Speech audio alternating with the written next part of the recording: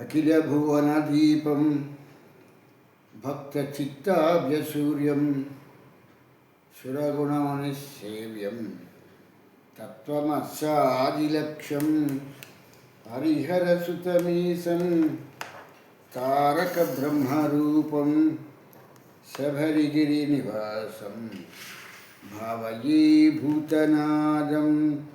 స్వామి శరణమయ్యప్ప. ప్రియమైన ఆత్మబంధువులారా, ఆశ్రితం వారి సౌజన్యంతో మనం ఈ భక్తి అనేటువంటి కార్యక్రమాన్ని మనం ప్రారంభించుకున్నటువంటి ఈ యొక్క కార్యక్రమంలో మనం ఎన్నో విషయాల్ని తెలుసుకుంటూ మూఢత్వంగాను మూర్ఖత్వంగాను చేసేది కాదు జ్ఞానము అనేటువంటి విషయాల్ని మనం నేర్చుకోవటం జరుగుతున్నటువంటి విషయం. ఎలా ఉంటుందంటే, ఈ యొక్క విగ్రహాలని ప్రతిష్ఠ చేసేటప్పుడు మొట్టమొదట జలవాసము అని చెప్పేసని ఆ నీళ్ళల్లో ఆ విగ్రహాన్ని ప్రతిష్ఠకు ముందర మంత్రాలతో దానిలో ఉంచుతారు, ఆ నీళ్ళలో ఉంచుతారు. జలవాసము అని ఒక పెద్ద తొట్టిలాగా చేసి ఆ తొట్టిలో నీళ్లు పోసి ఈ విగ్రహాన్ని అందులో పెడతారు. తర్వాత మిగిలినటువంటి పాలు, తేనె, నెయ్యి ఇలాగా వీటన్నింటినీ కూడా ఆ ఒక తొట్టిలాంటి దాంట్లో పోసి ఆ తొట్టిలోకి విగ్రహాన్ని పెట్టి నవధాన్యాల్లో కూడా ఉంచి ఇలా చేసిన తర్వాత ఆ విగ్రహంలో తడి పొడి అనేటువంటిది లేకుండా చూసి ఆ విగ్రహాన్ని ఒక రోజంతా కూడా బయట ఉంచి ఆ తరువాత ప్రతిష్ఠా కార్యక్రమం అనేటువంటిది ప్రారంభిస్తారు. ఈ యొక్క కార్యక్రమాన్ని ఇలా ఎందుకు ప్రారంభిస్తున్నారు అని చెప్పేసి అడిగితే, మా తాత తండ్రులు ఇలా చేశారు, మా ముత్తాతలు కూడా ఇలాగే చేశారు కనుక ప్రతిష్ఠ అనేటువంటి దానికి ఇలాగే ఉండాలి అనేటువంటి పరిస్థితిలో చెప్తున్నారు తప్పితే దానికి సైంటిఫిక్గా ఉన్నటువంటిది శాస్త్రీయబద్ధంగా జరుగుతున్నటువంటి పని ఏమిటి అనేటువంటి దాన్ని వీళ్ళు తెలుసుకోలేకపోతున్నారు. ఇక్కడ తెలుసుకోవాల్సిన విషయం ఏంటంటే,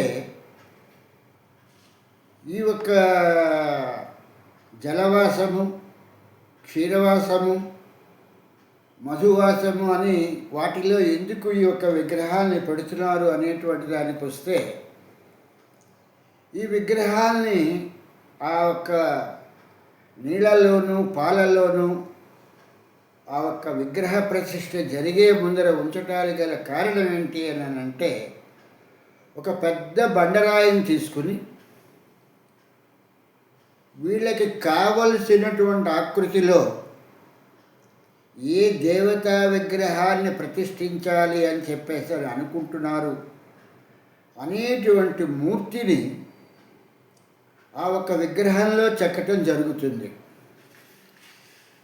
ఆ మూర్తిని ఆ విగ్రహంలో చెక్కేటప్పుడు ఆ ఒక్క సుత్తి, ఆ శానాలతోనూ వాటితోనూ చెక్కి అన్నట్టుగా ఆ సుత్తి దెబ్బలతోనూ ఆ ఒక శానం దెబ్బలతోనూ ఆ ఒక విగ్రహం అనేటువంటిది మనం పూజిస్తున్నది దైవము అని చెప్పేసి నారాయణ విగ్రహం కానీ, చెన్నకేశ్వరుడు విగ్రహం కానీ, సుబ్రహ్మణ్యేశ్వర స్వామి విగ్రహం కానీ, ఆంజనేయ స్వామి విగ్రహం కానీ ఏ విగ్రహాన్నినైనా సరే ఆ శిల్పి చెక్కేటప్పుడు ఆ ఒక్క సుత్తితోనూ ఆ ఒక్క శానంతోనూ అన్నట్టుగాను ఆ ఉలితోనూ చెక్కకుండా ఆ రాయి ఆ ఒక్క విగ్రహంగా మారదు అనేటువంటి విషయాన్ని మనం తెలుసుకోవాల్సినటువంటి విషయము.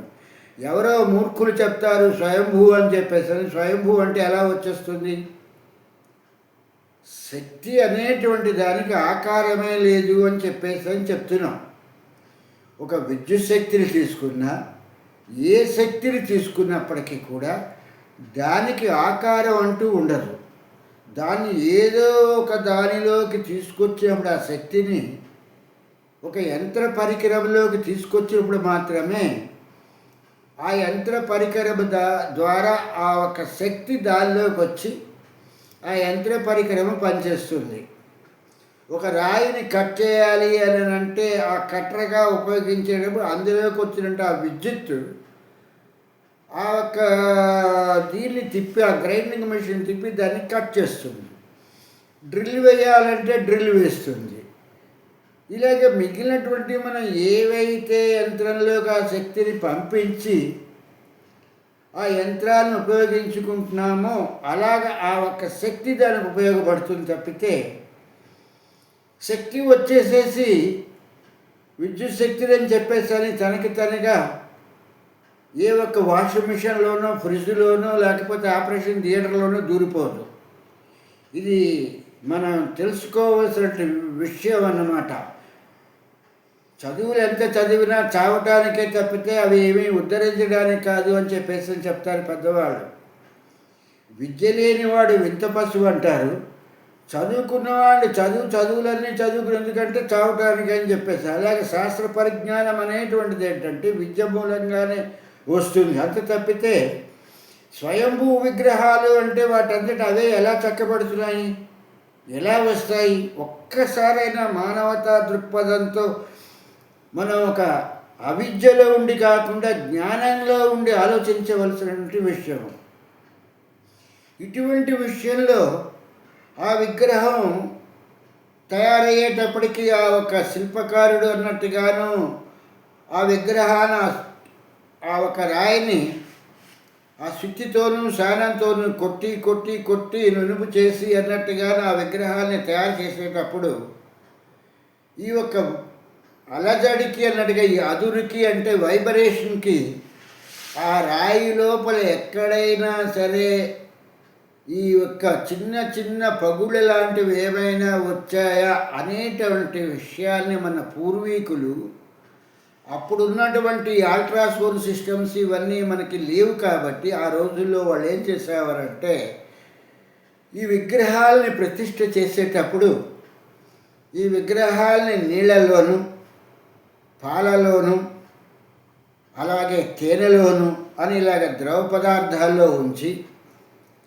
ఆ ఒక ద్రవ పదార్థం ఆ ఒక రాయి ఎంతవరకు పీల్చుకుంటుందో చూసి దాన్ని బట్టి చందనము ఈ యొక్క విభూది అనేటువంటి వాటిని రాసి ఎక్కడైతే ఈ యొక్క చందనం కానీ విభూది కానీ తొందరగా ఎండిపోతుందో ఆ ఎండిపోయినటువంటి ప్రదేశములో అక్కడ చిన్న ఎయిర్ క్రాక్ ఉన్నది అనేటువంటి విషయం వాళ్ళు గ్రహించేటువంటి పరిస్థితిలో ఉండేటువంటి వాళ్ళు కనుక దాన్ని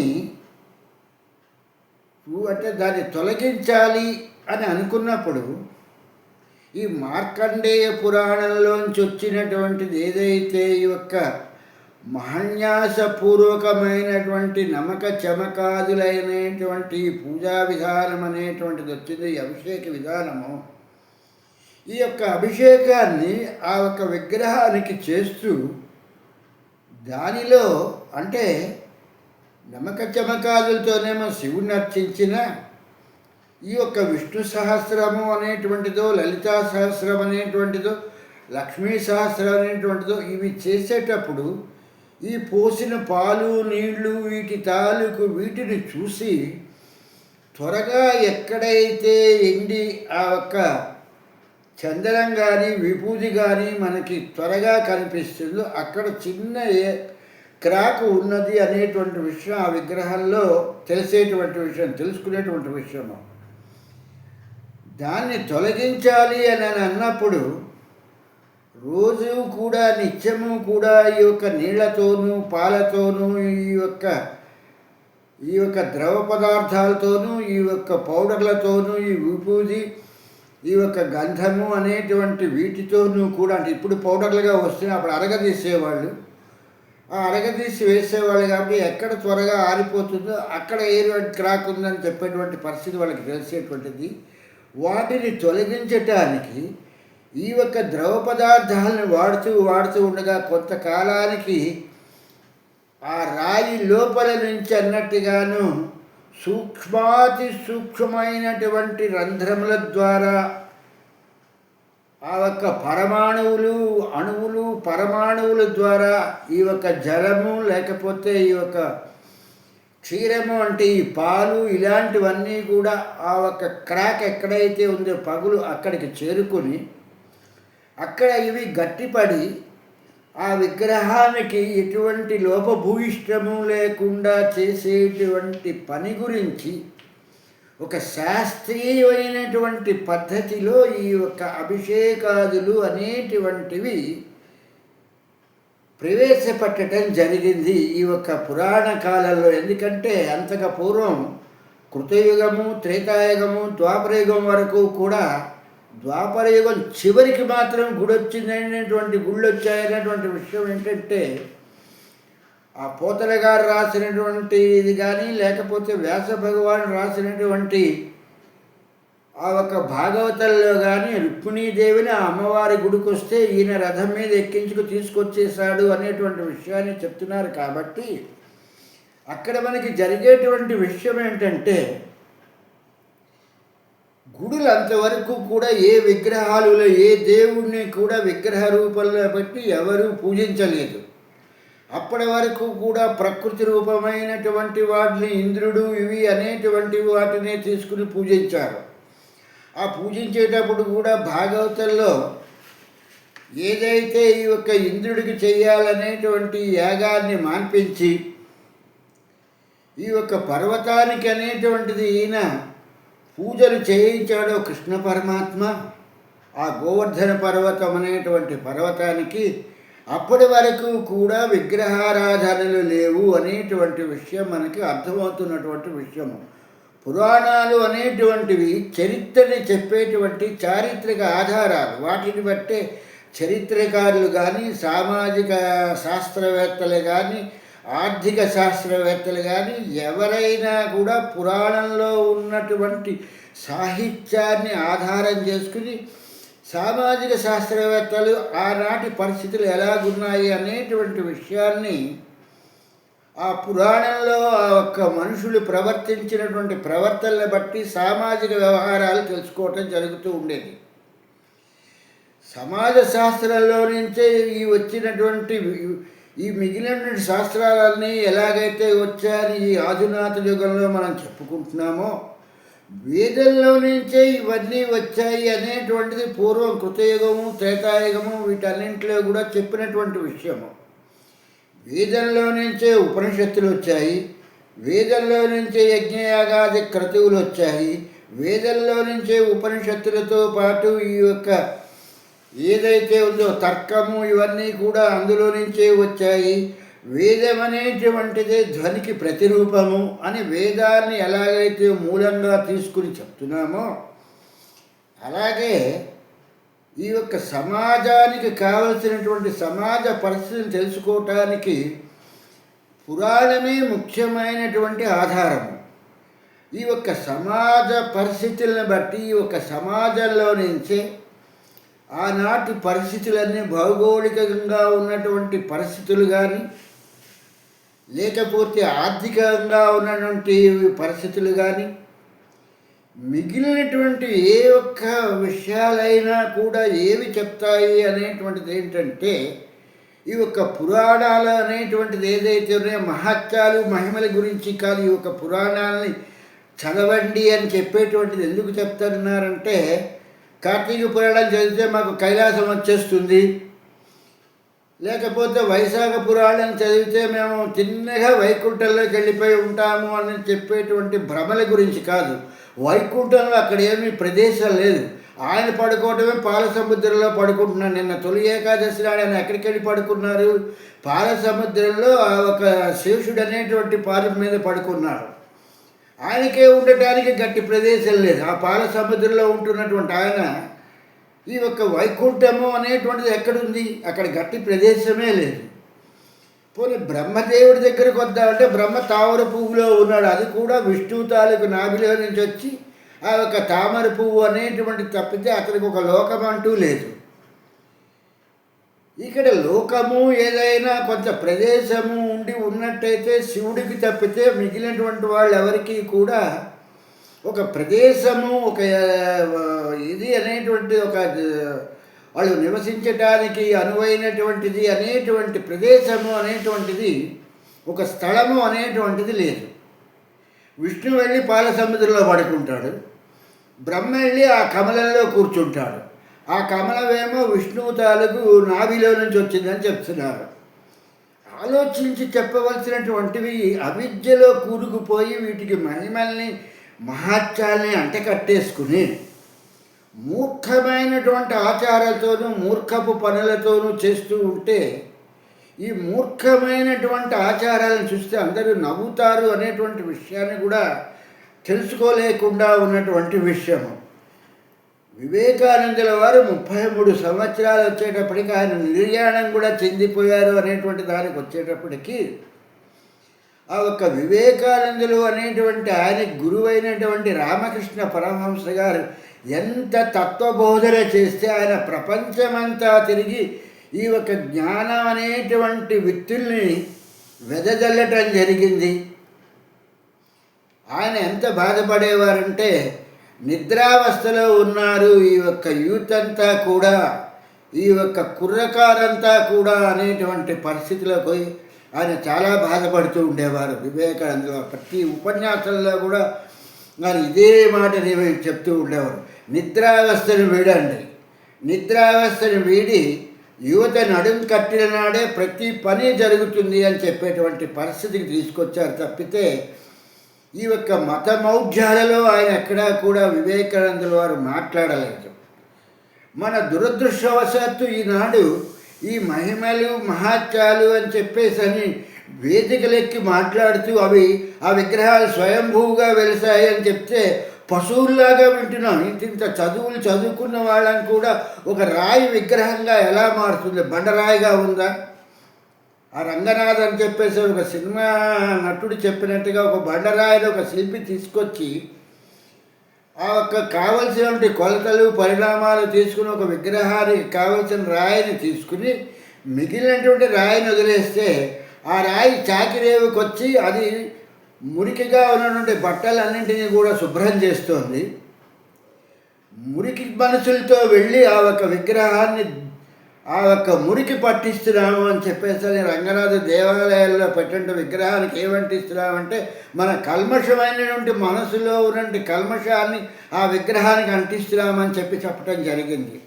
అతను ఒక సినిమా నటుడిగా ఉన్నప్పటికీ కూడా ఆధ్యాత్మిక వ్యవహారాల్లోనూ అతడు ఎంతో మంచి చక్కని ప్రబోధాన్ని ఇవ్వటం జరిగింది. అటువంటి దాన్ని తీసుకునే సిరివెన్నెల సీతారామ శాస్త్రి గారు కూడా ఒక చక్కని పాట కూడా రాయటం జరిగింది.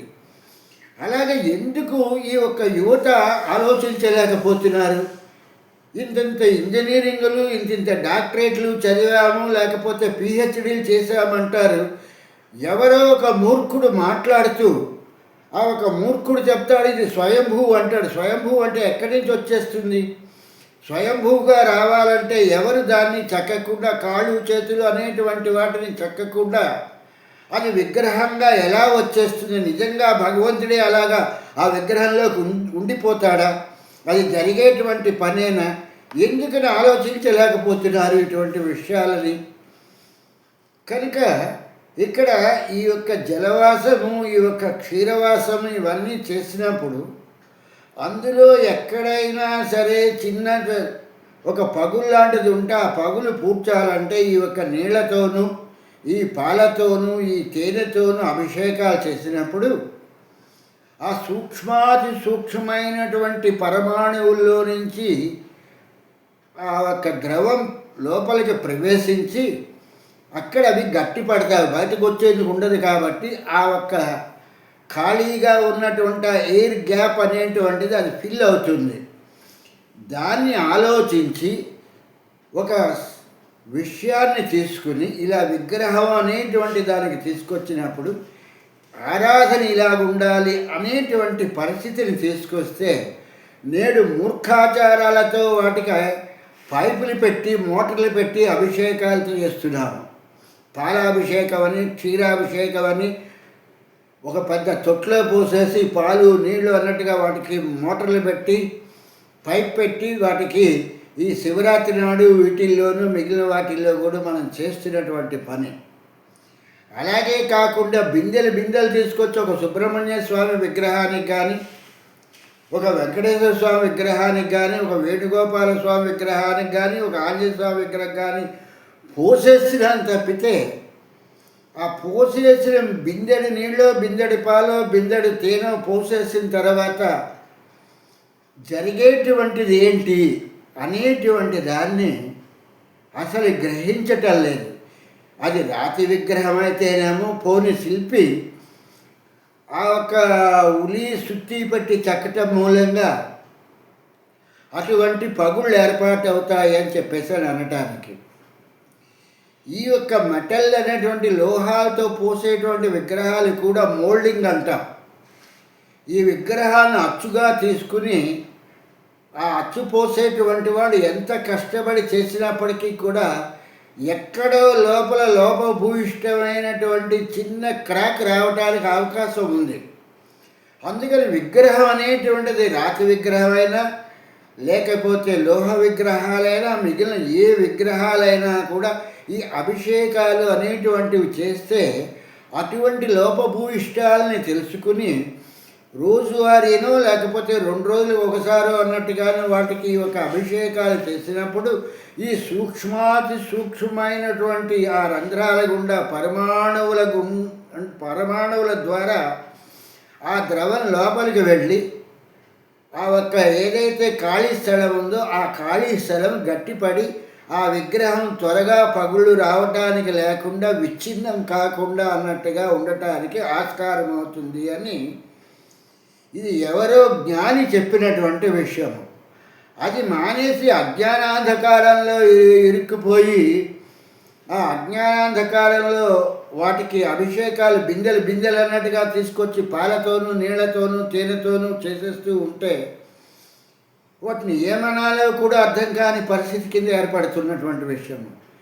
ఈ మధ్య నేను ఒక గురువుగారు అభిషేకం చేస్తున్నారని చెప్పేసి ఆయన చాలా పెద్ద మహానుభావుడు, పూజ చేయడానికి ₹1,00,000 తక్కువ తీసుకోడండి ఆయన పూజకు వస్తే అంటే, ఓహో ఆయన ఎంత బాగా పూజ చేస్తాడు అనుకుని వెళితే ఈ ఆవు నెయ్యి అనేటువంటి దాన్ని తెప్పించి అక్కడ అభిషేకం చేసేటువంటి టైంలో ఆ విగ్రహానికి పక్క వాళ్ళ ఒంటి మీదన కాళ్ళ మీదన ఆ పడేటట్టుగా 4 కేజీలు 5 కేజీలు తెప్పించినట్టు ఆ నెయ్యిని దాని మీద ఒలకపోయటమే జరిగింది తప్పితే ఒక నమ్మకంతో కానీ పోనీ ఒక చమకంతో కానీ ఒక మంత్రంతో కానీ అయ్యప్పకున్నటువంటి సహస్రనామంతో కానీ పూజా కార్యక్రమం ఎక్కడా చేయలేదు. ఆ ఒక తీసుకొచ్చినట్టు 4 కేజీలు 5 కేజీల నెయ్యిని ఆ విగ్రహం మీద పోసేశారు. పోసేసిన తర్వాత ఏంటి చేశారు, నీళ్ళు పెట్టి కడిగేశారు, దానికి ఒక బట్టలు కట్టేశారు. ఆ బట్టలు కట్టేసి దానికి పూలాభిషేకం అని చెప్పేశారు. పూలతో పూలు తీసుకొచ్చి గంపలతో పోస్తారు. అసలు ఆ కార్యక్రమం చేసిన తర్వాత ఏం జరిగింది, ఆ లోపల ఏవైనా ఎయిర్వెన్ క్రాక్స్ లాంటివి ఏమైనా కనిపించాయా? అటువంటి పరిజ్ఞానమే మనకు లేదు. మనం ఏంటంటే మా తాత చేశాడు నేను చేస్తాను అని చెప్పేటువంటి పరిస్థితిలోనే ఉన్నాను తప్పితే పరిజ్ఞానపరంగా విజ్ఞానపరంగా మనం ఈ పనులు ఎందుకు చేస్తున్నాము అనేటువంటి విషయాలని మనం గ్రహించలేకుండా ఉన్నాము. ద్వారక సముద్రంలో మునిగిపోయింది అని మనం మామూలుగా చెప్పాము. అదే నాసా వాడు ఆ అంతరిక్షంలో నుంచి వాడు తాలూకు నౌకల్ని పంపించి రాకెట్లను పంపించి సముద్రంలో మునిగిపోయింది ఒక ద్వారకే కాదు మహానగరాలు చాలా ఉన్నాయి అనేటువంటి విషయాన్ని ఆ ఒక నాసా కేంద్రం చెప్పేంత వరకు కూడా మనకి ఏ నగరాలు మునిగిపోయినాయో కూడా మనకి తెలియదు. మనం చెప్పేదల్లా ఒక ద్వారక ఒకటే మునిగిపోయిందని. కానీ మా బామ్మగారు మా అమ్మగారు ఒక కథ చెప్తూ ఉండేవారు. ఏదైనా మనం చేస్తే ఆ పని యొక్క ఫలితము ఎలా ఉంటుందంటే పరిణామం బాగుండకపోతే కొంప కొల్లేరైపోతుంది అని చెప్పేవాళ్ళు. అది కృష్ణా జిల్లాలో ఉన్నటువంటి కైకలూరు తాలూకాలో ఉన్నటువంటి కొల్లేరు అనేటువంటి గ్రామం. అంటే ఆ ఊరంతా కూడా ఆ 12 ఆమెల పట్టణము అనేటువంటి ఆ పట్టణం అంతా కూడా నీటితో మొత్తం నిండిపోయింది.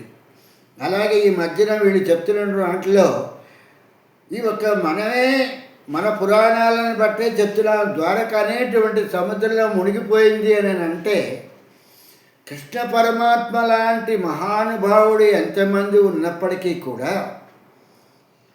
ఆ ఒక్క కృష్ణ పరమాత్మ వంశీయులు చేసినటువంటి ఆ తాగేసి ఆ ఒక సముద్ర తీరంలో ఆ గడ్డి పీక్కున్నట్టుగా తుంగ పీక్కుని కొట్టుకున్నటువంటి ఆ అకృత్యం అనేటువంటి ఆ కార్యక్రమాన్ని చూసినటువంటి ప్రకృతి విలయతాండవం చేసి ఆ ఒక్క ద్వారకని తనలో కలిపేసుకుంది. మళ్ళీ ఇలాంటి మూర్ఖులు బయట ఉండకూడదు అనేటువంటి విషయాన్ని గ్రహించినటువంటి ప్రకృతి ఆ ఒక సముద్రం అనేటువంటి దాన్ని ద్వారకంతటినీ కూడా ముంచేసి తన లోపలికి తీసుకెళ్ళిపోయింది. ఈ విషయాన్ని ముందే తెలుసుకున్నటువంటి కృష్ణ పరమాత్మ తన అష్టభార్యలని వాళ్ళని తీసుకుని అర్జునుడిని తీసుకుని ద్వారక నుంచి త్వరగా వెళ్ళిపోమని చెప్పేసి ఉద్ధవుడికి వాడికి చెప్పడం జరిగింది. ఇటువంటి విషయాలు మనం చెప్పము. మనం ఏం చెప్తామంటే ద్వారక మునిగిపోయింది. ఎందుకు మునిగిపోయింది? అకృత్యాలు చేయబట్టే మునిగిపోయింది, లేకపోతే ఎందుకు మునిగిపోతుంది? కనుక మనం ఏదైనా ఒక పని చేసేటప్పుడు జ్ఞానంతో చేయాలి, కానీ అజ్ఞానంతో చేస్తే దాని మూలంగా మనకి ఏ విధమైనటువంటి ఫలితము ఉండదు. మూర్ఖత్వము, మూర్ఖపు పూజలు అవుతాయి, పశుతత్వంలోకి వస్తాయి. కనుక ఇటువంటి విషయాల్ని గ్రహించాలి. ఎవరో ఒక పెద్ద మూర్ఖుడు చెప్పాడని చెప్పేసి ఆ ఒక భగవద్గీతలో ఉత్తములైన వారు ఆచరించినదే మిగిలిన వాళ్ళు కూడా చేస్తారంటే వాడు ఉత్తముడో అవునో కాదో చూసుకోకుండా ఆ మూర్ఖుడైనటువంటి ఆ పశువు చెప్పినటువంటి మాటల్ని మనం విని మనం ఆ పనులు చేస్తామంటే మనం అంతకన్నా పశువులు అయిపోతున్నాం అనేటువంటి విషయాన్ని గ్రహించవలసినటువంటి విషయము. ఇక్కడ పుణ్యం గురించి కాదు, చేసేటువంటి అభిషేకాలు అనేటువంటి విషయాన్ని తెలుసుకుని ఇక నుంచైనా సరే ఈ అభిషేకాలను చేసేటప్పుడు ఒక శాస్త్రీయ పద్ధతిగా ఏదైతే ఈ యొక్క శబ్దము అనేటువంటిది ఉందో, ధ్వని శబ్దము అనేటువంటి సౌండ్ థెరపీ అని చెప్పేసి అంటారు. ఇలా చప్పట్లు కొడితే ఒక లైట్లు వెలుగుతున్నాయి, ఇలా చప్పట్లు కొడితే ఒక లైట్లు ఆరిపోతున్నాయి, అలెక్సా లైట్లు ఆనంటే వెలుగుతున్నాయి. ఇంత శబ్ద థెరపీని తెలుసుకున్నటువంటి మనము ఈ మంత్రాలు అనేటువంటివి దేనికి వాడుతున్నాము? ఆ ఒక్క శబ్దం అనేటువంటి దాని గురించి మాత్రమే వాడుతున్నాం అనేటువంటి విషయాల్ని మనం తెలుసుకుంటే మన జీవితాలు బాగుపడతాయి. ఆ ఒక్క వెంకటనాథుడి అనుగ్రహంతో ఇటువంటి విషయాలన్నీ కూడా ఈ ఒక్క బ్రహ్మ విద్యా సాంప్రదాయంలో ఉన్నటువంటి గురువుల ద్వారా మాత్రమే తెలుస్తుంది తప్పితే ఈ యొక్క బ్రహ్మ విద్యా సాంప్రదాయాన్ని తెలియనటువంటి మూర్ఖపు గురువులను ఆశ్రయిస్తే పశుతత్వానికి సంబంధించినటువంటి ఒక విగ్రహాల మీద పాలు, నీళ్లు, ఈ యొక్క తేనె, నెయ్యి ఏది కనిపిస్తే ద్రవపదార్థం అంతా కూడా విగ్రహాల మీద పోసేసి ఏదో పుణ్యం వచ్చేస్తుంది, మూట కట్టేసుకుంటామనేటువంటి పరిస్థితికి వస్తున్నారు తప్పితే శాస్త్ర పరిజ్ఞానంతో వీటిని చేసే పనికి శాస్త్ర పరిజ్ఞానంగా చేయండి అని వివేకానందుల వారు చెప్పినట్టుగా జ్ఞానంతో చేద్దాము. ఆయన వివేకాన్ని సంపాదించుకున్న తర్వాత ఆ గురు కటాక్షంతో ప్రపంచమంతా తిరిగి ఆయన ఎన్నో విషయాలు అన్నట్టుగా ఉపనిషత్తులతో సైతం ప్రవచించడం జరిగింది. మన కర్మ కొద్దీ ఈ పశువులాంటి ఒక ప్రవచకులు దాపరించి ఎంతసేపు కూడా ఆ విగ్రహం గాలిలో నుంచి ఉంది, లేకపోతే ఆ విగ్రహానికి మహిమ ఉందంటే విగ్రహానికి మహిమ కాదు ఉన్నటువంటిది. విగ్రహాన్ని ఎవరో ఒకళ్ళు ఒక శిల్పి అనేటువంటి ఒక మానవ మాత్రుడే చెక్కినటువంటి మానవుడే చెక్కాలి. అంతవరకు ఎవరు కూడా చెక్కినటువంటి వాళ్ళు పోనీ దేవశిల్పి అయినటువంటి వాళ్ళు వచ్చైనా సరే ఎవరో ఒక శిల్పి అనేటువంటి వాడు చెక్కాలి తప్పితే శిల్పాన్ని శిల్పి లేకుండా చెక్కడానికి కాదు. కాబట్టి ఈ విషయాన్ని గ్రహించి ఆ వెంకటనాథుడి తాలూకు అనుగ్రహంతో మనం జ్ఞానవంతులమై అయినా కనీసం ఈ అజ్ఞానంలో నుంచి పయనించటానికి ఆ జ్ఞానం అనేటువంటి కాంతి అనేటువంటిది నయన కాంతుల వెలుగులోన దారి చూపవయా అనేటువంటి విషయం ఏంటంటే ఆ జ్ఞానజ్యోతిలో తన తాలూకు దారి చూపిస్తే అయ్యప్ప మనం ఆ ఒక శబరి అనేటువంటి దానిని మనం చేరుకోవటం అవుతుంది అనుకుంటూ స్వామి శరణం, స్వామి శరణం, స్వామియే శరణమయ్యప్ప, స్వామియే శరణమయ్యప్ప.